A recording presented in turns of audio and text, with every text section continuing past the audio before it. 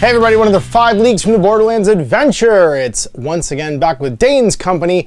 It's part 9, and we are now, well, we're taking it to the Kobolds. We slew the infiltrator. We took a kind of revenge for our previous teeth kicking, and feeling pretty good. We're gonna do another encounter against this menace and try and start wiping them out. Now we're in Illith's Rest. We can't go to Boar's Hearth, unfortunately, because we totally didn't bring a virulent disease back there from Riverhome the last time we visited. So we're just gonna stay in the mountains for a while, hunt some kobolds, sing some songs, have some good times. So to the Warband, and we'll get this underway. So here is the company, all in fighting shape. We've got Packard Dayne, specializing in leadership at this point. He has vanquished his former boss, Ranulph, and has started actually taking the fight to the Kobolds. Mav, after chugging tons of tonic and not getting gigantism like Ken Griffey Jr., is doing great. She is specialized in melee combat, so she's a +3 now, getting +2 is shooting. Bale, the brother, is specialized in archery for ranged combat, also at +3. And then Lucian, my caster, he is at casting +0 still, but is slightly more agile and is about to, I think, hit level 4, getting close. Then the sister Shala with a combat +2, and of course the boy Curtis at melee +3, and our 2 followers, the courier and of course the muscle. So with this map, of course, which you can get on my Patreon, because I drew this myself, we find ourselves in Illith's Rest, which is one of the 4 communities up here, and we just vanquished the Kobold infestation over here in the mountains. So we're going to have another, hopefully, meeting engagement against the Kobolds and try and get that a little bit lower, because they are currently the Gnawing Horde at 4 threat level. We managed to reduce it quite well, and if we win a victory, we can spend our adventuring points to try and get down. We still have 15 adventuring points. So all we have to do is win games, and we could crush these guys. It's been so long dithering and having our asses kicked by bandits and having to feud with our former boss that it does feel like we kind of owe the Nine Finger Mountains a little bit of actual work to defeat the menaces that are locally here, and we should actually start like trying to crush them. The preparation phase, we are going to start in town in Illith's Rest. It's just a hamlet. An agricultural one. So let's see what's happening in the local events. 36. A wandering healer. Select an injured character and mark 1 turn off the recovery time. If this heals them completely, they can act normally this campaign turn, including joining you in battle. Well, we have no one injured, so we're good. Hard times now. Let's decide what we're going to be doing for our upkeep. We have D3+1 as we have an 8-person warband, so 2 gold. We have 6 gold marks in the bank. We'll probably just have somebody go join the Watch. Mav loves joining the Watch. She was a former member of the Watch, obviously, so she's gonna go talk to the mall cops. So we will, where is it? Help the town guard in our settlement, and then I think probably train the locals. Let's meet the locals. We haven't done that in a while. So first things first, we will, where is it? Help the town guard. And helping the town guard, it's option not available in Hamlet. Oh no, it's not available in Hamlet, never mind. We can't actually do that one, so we'll have to actually, I guess, do something. Maybe we'll do hard work. Yeah, we'll do hard work instead. Hard work always helps, and that will basically pay for it anyway. So it's kind of the same thing. So where's hard work? Help the town guard, hard work, earn a gold mark, and then take an 8+ crafting test and receive an additional gold mark. Dale is good at crafting, so let's see if he can do it 8+, doing a 6. We sure do, we got it. So we get the 2 gold marks, that'll offset our actual expenses the same way as going for a walkwood. And so now let's meet the locals. That will be right there. Roll D100 on Meet the Locals table. What do we find? 63, that is a spend time having a drink. It's nice to take a moment to relax. Add a story point. It's at 5 story points, which is super duper handy. Then we got to roll for our research and connections. What happens? 81. So in 81, you may take the offer of a contract. Nah, we've already got enough. So now we're gonna battle an enemy threat. That's our adventure. And we have to outfit for adventure and put 8 items in the backpack. Bring some silver leaf, a delver's kit, thief's tools, a ration, and a bastard sword in case some of my weapons break. And now we're gonna have our adventure. So we're going to head out and battle an enemy threat. Again, the Gnawing Horde is what we're gonna fight. On page 97, we roll to see where they are available to fight. We've heard tell they are near the largest settlement in the region. Oh no, Boar's Hearth.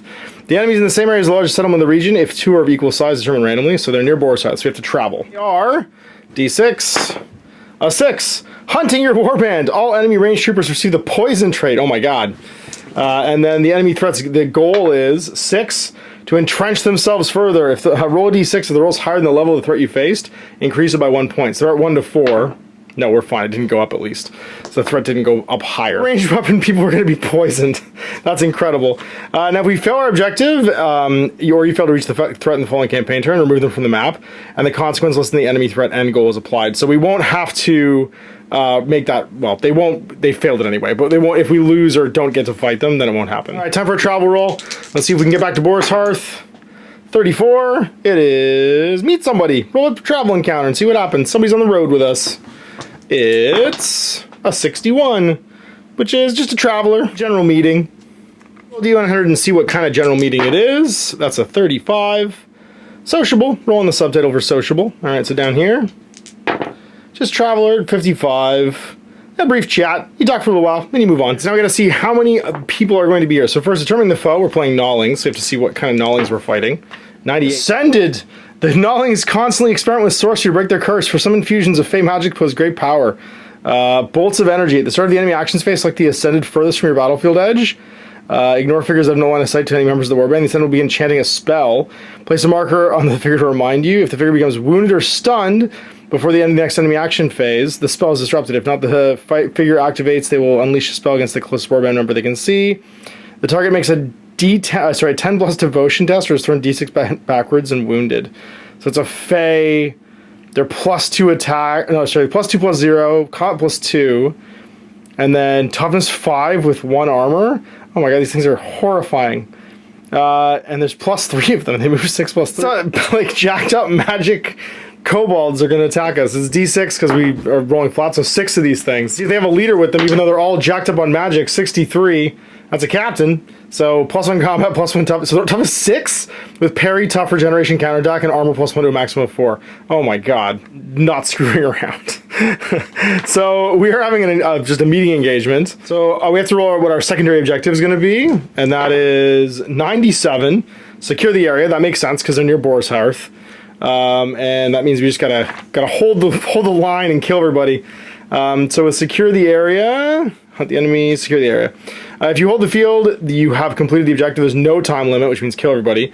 If you receive any valuables after the battle, add +1 to the gold value of the first item found. I know flanking in this one, so let's deploy enemies. So it's 2d6 +8, so it's going to be 18 inches apart. This is a 30-inch board, which means that the deployment for either side will be 18, 12, 6 inches. Then we set up our warband. After you deploy the enemies will be in a rough line, basically, in behind. We set up into 3 groups on the right, 6 inches between the groups, and d6 inches from the edge. Guys, there'll be 2 with the captain. And these are my elite kobolds, you can see, with shields and double-handed weapons. That's why they're slightly tougher. And then 2 groups of 2. The warband is deployed. We get the muscle hanging out with Sir Dayne, then Bale and Curtis, the courier hanging out with Shala, and then over here is Mav with Lucian. The boss and his 2 little cronies hanging out in this little ruin, and then flanking on either side 2 more. Now, these guys are going to be weird and dangerous, so while it doesn't look like there's a lot of kobolds, they're all better, or at least as good fighters as most of my warbands, so we'll see how this goes. All right, initiative check for everybody. Oh, that's a lot of 6s. I guess Sir Dayne gets to go, and then we can re-roll for everybody else, so for the elves. But Mav's going to be a 6. Lucian's actually, do we want Lucian to go first? Yeah, we'll have Lucian go first. He's agility 2, actually. We'll have everybody else go last. Lucian can go scout. And then Shala can re-roll as well. No, she still gets a 5 because she's Fey. Bale also, no, he's still agility 1 because he's Fey. Curtis going last, and so did the 2 followers. Rolled an extra dice here, but it didn't matter because it's a terrible roll. So that means that it's just going to be Lucian moving. We have 4-3, so he's going to go 4 and then 3 more and just hang out behind this wall and be like, I'll go for help. All done. So we're into the creatures. Critters get to move. No ranged guys. These little critters are 6'3", which means they are zippy quick. So with no range guys, we go closest to furthest. So it's going to be 6 and then 3 more. Ripping ahead. Now they will try and stay in cover if possible. So they're all going to go slightly laterally. And these guys will do the same. Trying to cling to cover. Because the enemies in this game are not stupid. And then it's 9 for these guys as well, which means they will run up behind this wall. Alright, well, the rest of the warband can now advance. Let's start off with, I think, Bale. He loves the fact that he can see nobody super clearly, but he can still stand still and shoot into cover. So even with cover, we'll go for this one. I think he's gonna be hitting on a 6. and it's in weapon range. But he is +3 range, which means it's a 3+. So rolling his die, looking for a 3. He'll land it. He does, and then they are toughness 4 because they're crazy tough. So let's see if we can kill one. No, it is wounded instead. The furthest from my table edge will begin chanting a spell, actually. So this one actually sits back and starts chanting a spell. Walk first, though, and then begin chanting a spell. So that means that we should do something about that, actually. So I guess Shala could take a shot at it with her longbow. So with a range combat of, combat of +2, she'll hit it on a 4+ if she can. And miss. She's going to unleash that spell now if I don't do something about it. Well then, I guess we're gonna go with Mav. She walks 6'3", so she's going to walk. I think we're gonna defend Lucian. He's gonna get mobbed otherwise. We're gonna stand next to Lucian. We're gonna stay here, I think, with the courier. Dayne is gonna walk forward. He moves 6'3" as well, so 6 and then 3 up to here. This also has an increase, so he's gonna walk 6 to here. And because he moved, he'll be able to use his sling over there. Is just outside of 6, so he's gonna need a 5 to hit. He does. It's -1 to break armor though, so he needs a 3+ to do that. Try again. Yes. To overcome that toughness, we don't though, just wounded. So this guy gets wounded. And then last but not least, it's the muscle, and he is only move, I think, 4'3", so he's gonna walk 7 total, so he'll come up behind Dayne. See, the turn count doesn't matter because we don't actually have to hold the field in a given time frame this time around. So let us roll some initiative. And and then the next. So when does this happen? If the figure becomes wounded or stunned before the start of the next enemy action phase. Otherwise, it goes off. Okay. This is a little bit better. So we've got some. Mav can go. I think I really want the archers to go, but they can also re-roll. Dayne's gonna go with a 2. Bale gets to go, and then we'll re-roll for Shala, who does not get to go, so they're all gonna be last. I kind of don't want Mav to go. I kind of want Shala to go. I already re-rolled though, it's too late. I want Mav and Dayne to go last, actually. So I might actually give this to Lucian and force them to come to us. I'll give this one to, I guess, the courier who can go, and then that way Mav can go last and the muscle will go. Bale's gonna go and the muscle's gonna go. I want the muscle to get out of the way here so that we can see him without moving. So he's gonna take a walk. He's not gonna go very far, he's just gonna go around the edge. Bale can see this guy in cover over here and take a shot with his bow. It's a 6, but he's +3 because his range combat's good, so it's a 3+. We land it. Does it defeat his armor on a 2? It does. Does it defeat his toughness on a 5? It does, just kills him. At least doesn't go off, which was terrifying because it would just instantly wound us. So that's Bale having gone. So now, and we've gone with the muscle. So it's just Lucian. He's just gonna dirtle. You know what? No, he'll cast a spell. He's gonna cast, I think, confuse. No, we also manipulate. Oh, we could do Fortune on a 5+. So we use one of our strands to cast Fortune, and we'll cast it on Mav, so she can reroll a die. It goes off. Now jacked up and lucky. So now it's Baddies time, and we're gonna start with the closest because it's all melee. So run over 6, won't quite get him into melee, so he's gonna creep towards the bushes again because he can't get in there. These guys will do the same and hide in cover, and then so will the captain and this last gnawing. Going 9, getting into cover over here. This wounded guy. That's it. That means we can strike. So let's start with, I guess, they're all such good fighters. And I've overextended. So I think we send in, we send in the boy. He's just born lucky. He's gonna go fight and kill by himself. Now these things are all +2, which is terrifying. But he's gonna jump in there and try and fight at +3. They'll both be +3 though because this guy's supported right now. And we tie, so the combat just ends. But that puts the boy there at least for everyone else coming to fight. Sorry, the furthest away from us begins chanting a spell. So he was here, he would still have moved up, but he starts chanting the spell now. Super matters because we can't claim a bonus against these guys while they're supported and they're all in one place. So let's jump in with Packard, and he's gonna also try and fight. Only a +2, so this is not great. They win and become the attacker. Then Packard ties, because that's going to be a 8 and that's going to be an 8. So they separate and the fight ends. These are horrifying with their +2 combat bonus. I guess Shala goes and tries to pop a shot over here, stop the casting. Those are literally the only way we're going to win these fights. So she's +2, which means she'll hit on a 4. She doesn't. And she might run it. No, it's not the first turn. She runs out of ammo. Mark that with an investigation marker. Just Mav. She's got to go get mad, I think. Or she could just wait for them to come fight. Yeah, she's just going to line up with Lucian and wait a second. And it's turn 3. All right, more initiative. Gotta survive here. They're massing in cover. Now they're going to rush us. Okay. I think I still want them to rush us. I think it's still better.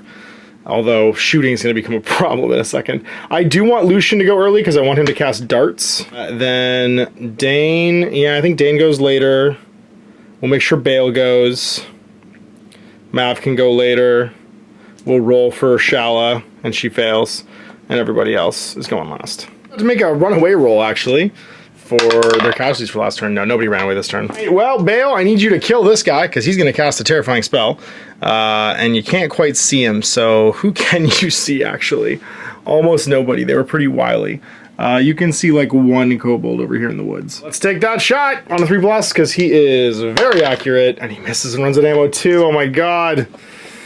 They're both out of arrows. All right, well, let's go with Lucian. You got a job to do, buddy. You only move 4-3 though, so you're gonna move 4 over to here. And then what's the range on darts? I forgot Bale's got a large quiver. He can make one more shot before needing reloading at least. So using a congealed strand, darts is a 6+, so if we can do that, we can reload Shala. And we do, so she's got arrows again. Grow back into her quiver, which is very funny. And yeah, and we get one more shot out of Bale at least. So all of our priorities haven't gone, which means it's going to be onto the gnawlings. We get blasted, so that's going to be onto the muscle. He gets blasted back D6 inches, so 2 inches, and is immediately wounded. This guy starts chanting the spell again, because the spell went off. He Hadoukened us. And this little guy comes in and attacks, I guess, the closest, which would be Packard. Packard's only +2. So they tie, +3 actually for the bad guy because he's supported. That's a 6 and a 6, so actually they just completely end. Immediately separate. He is wounded though. And then this guy's going to come in as well and fight. Packard's +2. He actually wins 5-3 and becomes the attacker. So does Packard hit again? He does, 5-2. So he's got a bastard sword. So that means he's going to break his armor on a 2+. He does. He gets +1 actually, so that's a 3. And then does he break his toughness, which is 4, so on a 5+ he kills him. Nope, but he's wounded. So this one's now also wounded. So he's driven back, and he's stunned. That will make Dayne +3. So he loses this time round, and they become the attacker, but it's the 3rd activation, so they separate. Captain comes in to attack Packard. He is dangerous kobold. Armor 2, toughness 5, and combat 3. So he's combat 4 right now with the bonus. That's an 8 to a 5, so Packard loses. But remember, Packard has the armor of you can't kill me, so unless he rolls a 6, Packard's okay. We're good. Again, though, does not get through his armor, and because he's the armor of the traitor, because he betrayed Ranulph. So now fighting again, once again, +4 to +2. So it's a 7 to a 7, they tie, and Packard survives the onslaught, and they get separated. He's gonna come after Mav. Getting across a difficult terrain to fight. Now Mav's actually got the advantage here because she's +3 in melee. Only broke ranks, which was what we needed, but wins. But she rolls a 1, she has a fencing blade, that means she automatically deflects all the damage. She does still lose though, and get driven back because she's just like furiously blocking basically. And then they fight again. She wins this time and becomes the attacker, but they don't move. And she hits him, breaks his armor on a 2. She does, breaks his toughness on a 5. Mav is such a killing machine. You're the best, Mav. She laid her trap, suckered that kobold in. Last one will do the same thing. Hop this and come fight. So she's gonna fight Mav. +2. Mav wins and becomes the attacker. That's a 7 to a 7. So they tie this time around, and that just ends the combat. We survived. These things are so dangerous. But the muscle got wounded. So Packard can go. I don't think we want Packard to go yet, though. I think we want All our shooters are done. No, Shala can shoot, actually. He needs to kill this thing. So we're going to try and kill this one that's going to Hadouken the muscle to death. Not that I won't just stand the muscle there to take all the shots. We really need to kill... No, she can't see, though. Yeah, we'll go over here. It's 4-3, so it won't work. So she's going to hit him on a 4 because he's in cover. She does. Breaks his armor on a 2. She does. All she has to do is wound him. Don't roll a 1. No, she just straight up kills him. Good job. Seriously sauced kobolds, man. When they ganged up all together, it was an absolutely horrifying arrangement to try and break through. So Shala's gone. Now we have Mav and Packard left. I think Mav is going to... Lucian's already gone. The muscle hasn't gone yet. And neither has the... Actually, you know what we'll do? We'll go with the... We'll go with the courier, and he's just going to walk over here. He's going to walk and then dash. And that way Mav can jump in and fight this kobold with support. Effectively be +4 to its +2. That's going to be a 5 to a 5. So the combat just ends immediately. Good job, Mav. Do I want that? I have so many story points. I'm gonna re-roll it. I have story points. Let's just re-roll it. Make it happen. Didn't matter.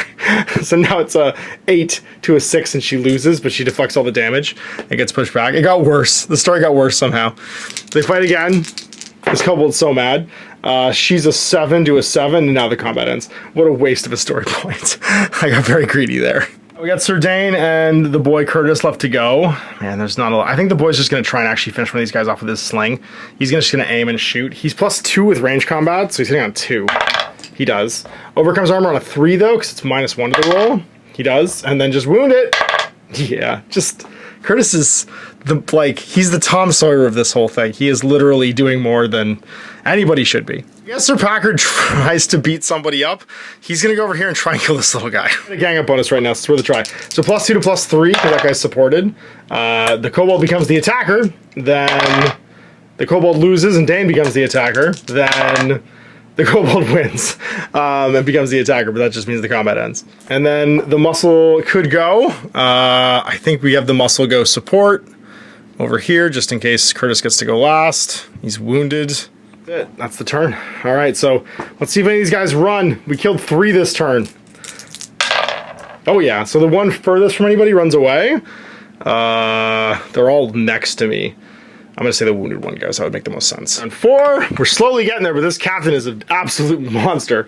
And we have to make an initiative roll. All right, well, we've got the jump on them at least. Mav can go. Dayne can go.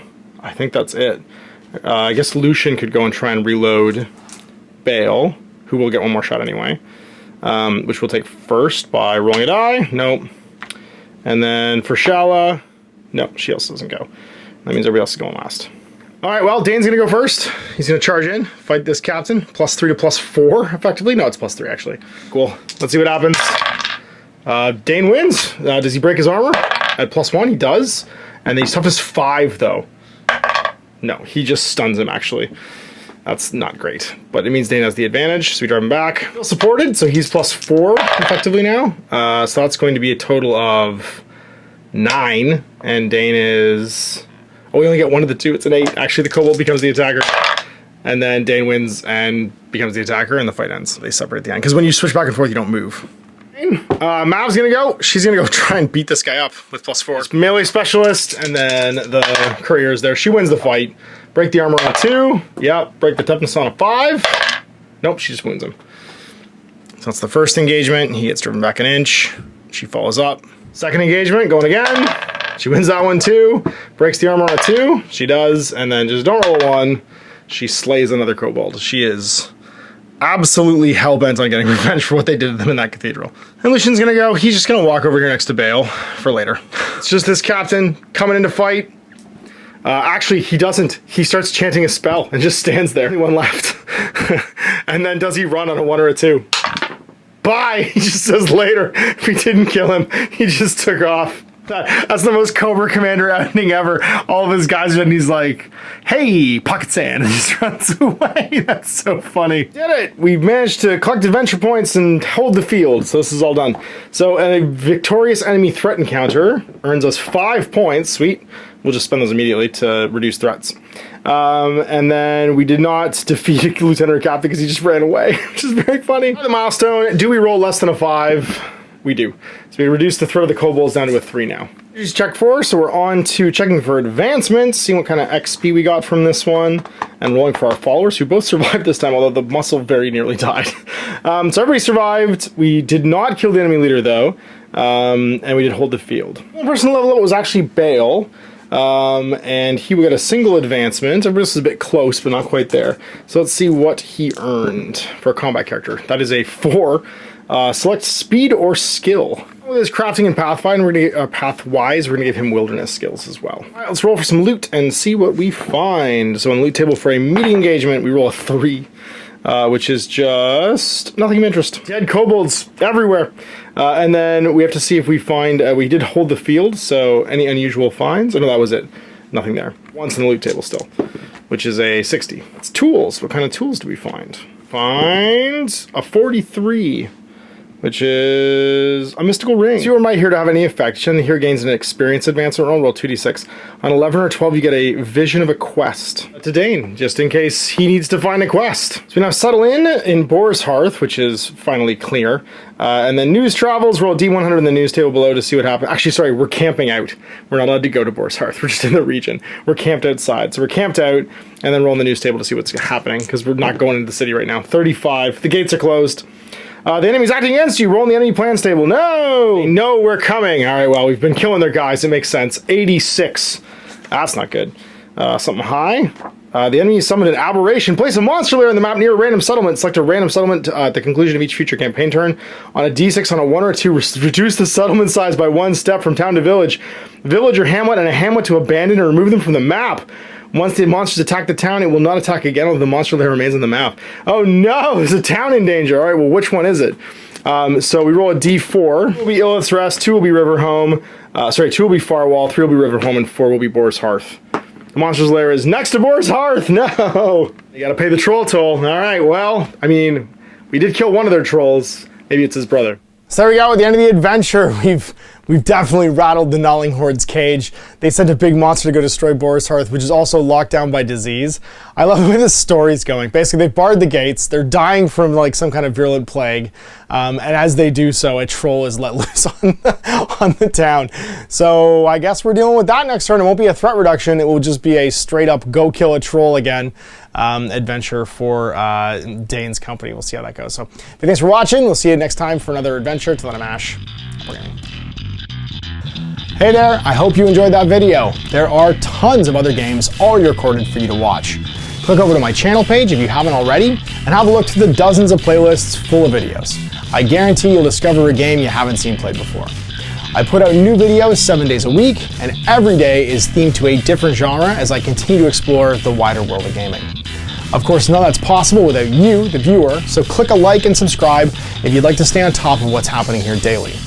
My 2 kids and I are massively grateful to be able to have the flexibility of this job so I can always maximize my time with them. If you want to support me continuing to put out this content, it's only possible because of my amazing backers on Patreon who support the studio, equipment, and model cost, as well as being how I make the bulk of my living. You can also help out by buying a t-shirt through Spreadshirt, a measuring gauge or widget from Death Ray Designs, or buying one of my games and supplements like Last Days, Gamma Wolves, and Blaster. As a way of showing my appreciation, patrons get early access to new games and supplements that I write throughout the course of the year. Huge thanks for watching, it really does help out, and happy gaming.